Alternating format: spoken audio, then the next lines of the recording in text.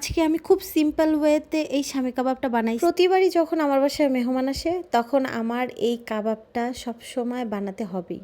আর এই কাবাবটা আমার বাসার সবাই খুব মজা করে খায়। আমি এখানে 250 গ্রামের মতো অ্যাঙ্কর ডাল আর হাফ কেজির মতো গরুর মাংস নিছি। নর্মাল গরুর মাংস রান্নায় যে মশলাটা ইউজ করা হয় সব ধরনের মশলাগুলো দিয়ে মাখায় এখন এটাকে সেদ্ধ করব একেবারে পানিটা শুকিয়ে যাওয়ার আগ পর্যন্ত। রান্না করা মাংসটাকে খুব ভালো মতো ঠান্ডা করে তারপরে খুব সুন্দর মিহি করে ব্লেন্ড করে নিলাম। এরপর এখানে অ্যাড করলাম হাফ কাপের মতো পেঁয়াজ, 6-7টার বেশি কাঁচামরিচ আর হলো একটু লাল টাইপের কাঁচামরিচ আর পুদিনা পাতা আর 1 কাপের মতো ধনিয়া পাতা, সাথে 2টা স্লাইস লেবু আর একটা ডিম দিয়ে খুব সুন্দর করে মেখে নিব।